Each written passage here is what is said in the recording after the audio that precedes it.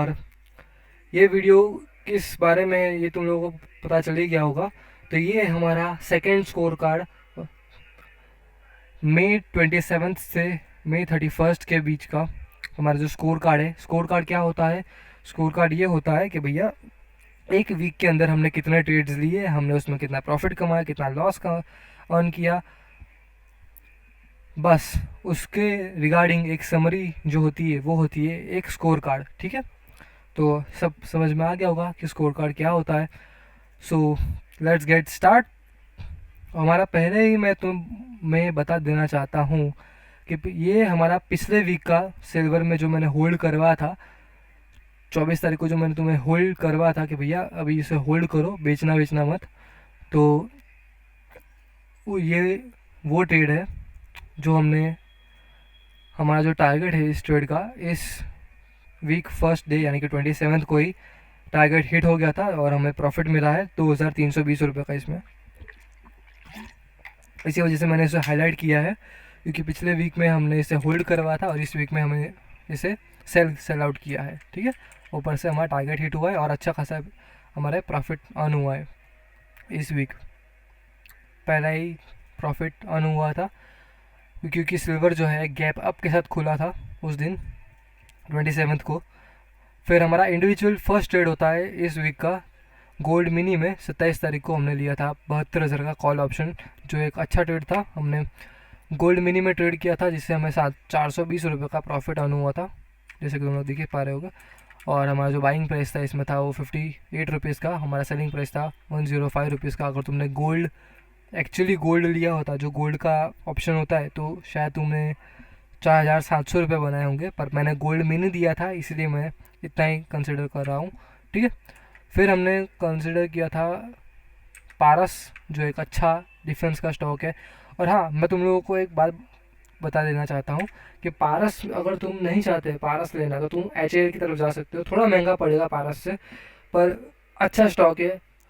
पारस जो है वो थोड़ा फाइनेंशियली हेल्दी स्टॉक है और HAL भी फाइनेंशियली एक हेल्दी स्टॉक है।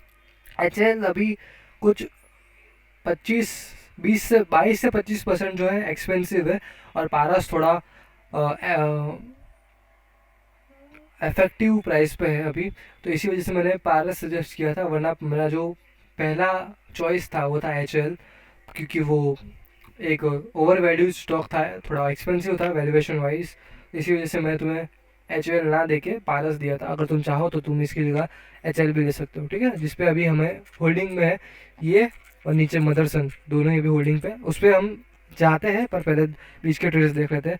फिर हमने लिया था 27 को ही NLF, नेशनल फर्टिलाइज़र, NFL, एक बार ध्यान रखा करो यार तुम लोग, NFL है वो, NLF नहीं है वो, NFL है वो। तो I am sorry about folks, NFL है वो। ठीक है, नेशनल फर्टिलाइज़र लिमिटेड है वो। तो इक्विटी जिसमें से हमारा जो फेल्ड हो गया था क्योंकि हमने इसमें स्टॉप लॉस हिट हुआ था। अभी मैं मान रहा हूँ कि तुमने सिर्फ 10 ही क्वांटिटी उठाई होगी, मैंने खुद इसमें 500 उठाई थी, पर मैं मान के चल रहा हूँ कि तुमने सिर्फ 10 ही ली होगी। क्योंकि अभी देखो, हम स्कोर कार्ड इसलिए बना रहे हैं क्योंकि हमें एक एफिशिएंटली एक ग्रॉस मिल सके। नेट हमने कितना कमाया तो सिर्फ हमें पता है, ठीक है ना। तो हमने सिर्फ 10 क्वान्टिटी ली है यहाँ पे सिर्फ, क्योंकि देखो मैंने 500 लिया था, तुमने 100 लिया, 50 लिया, 75 लिया, मुझे नहीं पता, या 75,000 लिया, मुझे नहीं पता कि तुमने कितने क्वांटिटी में स्टॉक लिया था। क्यों?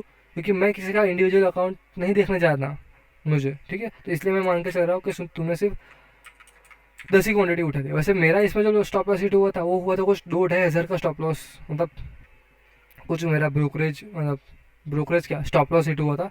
2-2.5 हज़ार के लॉस के बाद मेरा स्टॉप लॉस हिट हुआ था, क्योंकि मैंने 500 क्वान्टिटी उठाई थी। और हाँ, ब्रोकरेज की बात अभी आई है तो मैं तुम लोगों को सजेस्ट करना चाहता हूँ कोटक का नियो, जो एक एफिशिएंट ब्रोकर है और एक बहुत ही अच्छी ब्रोकिंग सर्विसेज प्रोवाइड करवाते हैं। अगर तुम एक इनिशियल बेस पे अपनी ट्रेडिंग जर्नी स्टार्ट करना चाहते हो तो तुम लोग कोटक का नियो मैं तुम्हें सजेस्ट करना चाहूँगा, क्योंकि कोटक का नियो तुम्हें देता है, अगर तुम्हारी एज 18 से 30 साल के बीच में है तो तुम ज़ीरो ब्रोकरेज पे कर सकते हो, और तुम्हारा ब्रोकरेज जो है वो ज़ीरो लगता है हर एक ट्रेड में। तुम चाहे वो कमोडिटी में लो, इक्विटी में लो, ऑप्शंस एंड फ्यूचर्स में लो, कहीं पे भी करो ट्रेड, तुम्हें सिर्फ ज़ीरो ब्रोकरेज पे करना है। जो एक न्यू ट्रेडर के लिए एक बहुत ही अच्छी बात होती है कि भैया मैं ज़ीरो ब्रोकरेज ही पे करूँ। और हर एक को ट्रेडर को यही चाहिए होता है कि मैं हो सके उतना कम ब्रोकरेज पे करूँ और अपने घर ज़्यादा से ज़्यादा अपनी जेब में प्रॉफिट डालूँ। ठीक है, तो इसी वजह से मैं तुम्हें सजेस्ट करता हूँ कोट, अगर तुमने अभी तक कोई ब्रोकरेज अकाउंट नहीं ओपन किया है तो तुम एक कोटक के न्यू की तरफ देख सकते हो, जो एक बहुत ही अच्छा ब्रोकर है। फिर हम चलो अब वापस वीडियो की तरफ आगे बढ़ते हैं। तो हमने 27 को हमने क्रूड ऑयल में शाम को मैंने तुम लोगों को एक कॉल दिया था 6500 का, जो एक सक्सेड कॉल था, जिसमें हमारा बाइंग प्राइस था 170 का और सेलिंग प्राइस था हमारा 200 का, जिसमें से हमें 3000 का प्रॉफिट हुआ। हमने 3000 रुपये यहाँ से कमाए।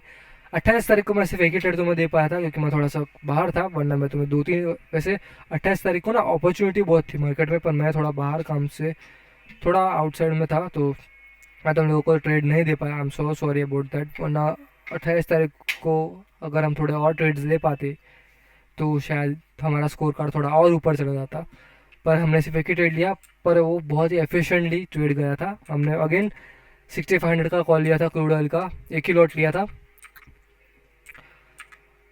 जिसमें से हमारा बाइंग प्राइस जो था 193 190। मैंने एक्चुअली मैं तुम लोगों को बताया था कि भैया 190 से 195 के बीच में उठाना, तो अभी मैं मान के चल रहा हूँ, पर मैंने खुद 193.25 पे ये स्टॉक लिया था। तो इसी वजह से मैं स्टॉक क्या ये ऑप्शन लिया था, और हमारा जो सेलिंग प्राइस था वो था 1235 का। I am so sorry about it, जिसमें से हमें 4200 रुपये का प्रॉफिट आया है। फिर हमने 29 को हमने सिल्वर माइक्रो में ट्रेड लिया था, जो जिसमें से हमारा ऐसे हिट हो गया था।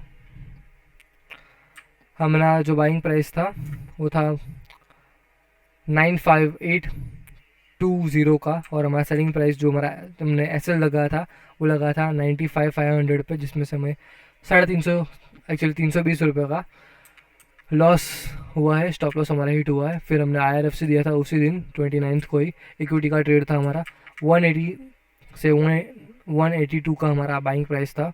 174 या 174 के नीचे मैंने जो मैं ऐसे रखने को बोला था, मैंने यहाँ पे भी 10 क्वांटिटी कंसिडर की है फोक्स, ठीक है।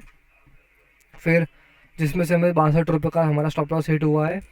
6 रुपये नीचे हमें स्टॉप लॉस लगा था, जिसमें से स्टॉप लॉस हमारा हिट हुआ है। हमारे 62.5 रुपये का हमें वहाँ से लॉस हुआ है। अगेन हमने 29 को ट्रेड लिया था, और हमें क्रूड ऑयल का हमने लिया था 6800 का कॉल ऑप्शन लिया था, जो अगेन फेल हुआ है। अगर तुम देख पा रहे होंगे ना, तो 29 के सारे ट्रेड फेल हुए हैं, यानी कि सारे ट्रेड में स्टॉप लॉसेस हिट हुआ है। तो कभी कभी हमारे दिन नहीं होते। वो कहते हैं ना कि भैया हर दिन तुम मार्केट से नहीं पैसा लेके जा सकते, कभी कभी तुम्हें लॉस भी बेयर करना पड़ता है। तो शायद 29 में हमारे लिए एक स्टॉप लॉस डे था, जिसमें से अगेन हमें 1100 रुपये का लॉस हुआ है।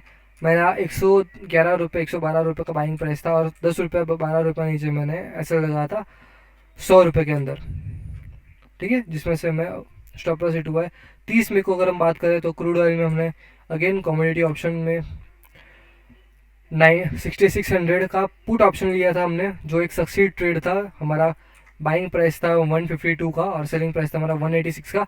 पर मैं तुम्हें बता दूं कि ये जो है ट्रेड 195 196 तक गया था। तो तुमने कहाँ ट्रेड बुक किया है मुझे नहीं पता, पर मैंने तुम्हें 186 पे तुम्हें प्रॉफिट बुक करवाया था, तो मैं उस हिसाब से काउंट कर रहा हूँ।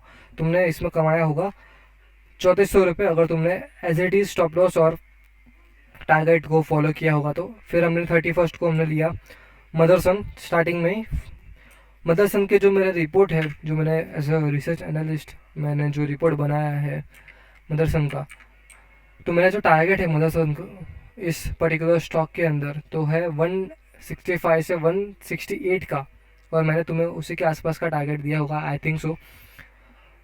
और स्विंग के लिए ये एक बेहतर ट्रेड साबित हो सकता है। मैंने यहाँ पे सिर्फ 10 क्वांटिटी मांग के चल रहा हूँ, पर तुमने अगर 100 लिया है, 1000 लिया है, 5000 लिया है, तो उस हिसाब से काउंट कर देना।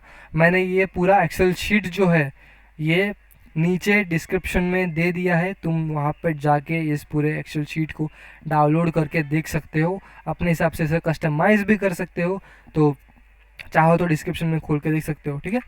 और अभी ये स्टॉक अगेन होल्डिंग पे हमारा, ये और पारस दोनों ही बने होल्डिंग पे। जैसे ही टारगेट या स्टॉप लॉस हिट होगा मैं तुम लोगों को नोटिफाई कर दूंगा हमारे टेलीग्राम चैनल पर, जिसकी लिंक अगेन मैंने हमारे बायो में या फिर डिस्क्रिप्शन में दे दी है। तुम जाके मुझे यहाँ पे फॉलो कर सकते हो या फिर हमारे यूट्यूब चैनल को सब्सक्राइब कर सकते हो, मैं तुम्हें यहाँ पे भी ट्रेड्स दे सकता हूँ, ठीक है। हमारा इंस्टाग्राम भी है जहाँ पे तुम जाके हमें फॉलो कर सकते हो। फिर अगेन वीडियो की तरफ अगर हम आगे बढ़े तो 31 को ही हमने लास्ट इस वीक का हमने ट्रेड दिया था, जो अगेन 6500 का कॉल ऑप्शन। इस वीक में ना मैंने 6500 की कॉल ऑप्शन 3-4 बार दी है एक्चुअली, अगर तुम देख सको तो जो अगेन सक्सेड हुआ है 154 का हमारा बाइंग प्राइस था और जो हमारा सेलिंग प्राइस था 172 का था। अगेन ये ट्रेड तो 186 के ऊपर गया था। तो तुमने कहाँ प्रॉफिट बुक किया है मुझे नहीं पता, पर मैंने तुम्हारा जो प्रॉफिट है 172 पे बुक करवाया था, तो मैं उसी को मान के चल रहा हूँ, ठीक, जिसमें से हमें 1800 रुपये का प्रॉफिट हुआ है। तो ओवरऑल इस वीक में हम लोगों ने कितना बनाया, हम लोगों ने इस वीक में बनाया 13,652.5 रुपीज़, ठीक है, 13,652.5 रुपीज़, यानी कि हम अगर हम माने तो 13,650 रुपये हमने बनाए अगर मैं राउंड फिगर करूँ तो। और हाँ, ये हमारा ग्रॉस प्रॉफिट है फोक्स। अब ग्रॉस प्रॉफिट क्या होता है, जो हमारा मोटा मोटा प्रॉफिट हम जिसे मानते हैं, क्योंकि जब हमारा ग्रॉस प्रॉफिट में से brokerage, STT, CTT, GST, actually मुझे ब्रोकरेज के यहाँ पे जीएसटी लिखना चाहिए था, उसके बाद एसटीटी या सीटीटी कटता है, नहीं फिर एक्स्ट्रा चार्जेस लगते हैं, स्टैम्प ड्यूटी लगती है, उसके बाद ये सब चार्जेस का टोटल होके वो सारे चार्जेस कट ऑफ होने के बाद जो हमारे हाथ में आता है वो होता है हमारा नेट प्रॉफिट। तो अब ये नेट प्रॉफिट मैं तुम्हें क्यों नहीं बता सकता, क्योंकि ये ब्रोकर टू ब्रोकर क्वेरी करता है। यस, ये ब्रोकर टू ब्रोकर क्वेरी क्यों करता है, क्योंकि हर एक ब्रोकर एफएनओ में, इक्विटी में, कमोडिटी में अलग अलग ब्रोकरेज चार्ज करते हैं, ठीक है। तो कोई कोई ब्रोकर 50 रुपये भी चार्ज करते हैं, कोई कोई ब्रोकर 500 रुपये भी चार्ज करते हैं। तो मुझे नहीं पता कि तुम्हारा ब्रोकर तुमसे कितना चार्ज करता है, इसलिए मैंने तुम्हें कोटक का नियो सजेस्ट किया था कि अगर तुम कोटक के नियो को सब्सक्राइब करते हो, वहाँ पे अपना डीमेट अकाउंट ओपन करते हो, तो तुम एक बहुत ही सफिशिएंट ब्रोकर के अंदर अपना डीमेट अकाउंट ओपन कर रहे हो, जिससे तुम्हें ज़ीरो ब्रोकरेज पे कर रहे हो। तो ये बहुत ही अच्छी बात होती है एक नए ट्रेडर के लिए, जो एक अपनी ट्रेडिंग जर्नी जिसने अभी भी शुरू की है। तो कोटक का नियो एक अच्छा प्लेटफॉर्म साबित हो सकता है तुम्हारे लिए, जिससे कि तुम्हारा ब्रोकरेज जितने, देखो स्टार्टिंग बेस में जितना ब्रोकरेज कम पे करोगे ना, उतना ही कैपिटल ज़्यादा बचेगा, उतना ही प्रॉफिट ज़्यादा अर्न करोगे और उतना ही वापस मार्केट में री इन्वेस्ट करोगे, तो ग्रोथ होने के चांसेस ज़्यादा होंगे, ठीक है।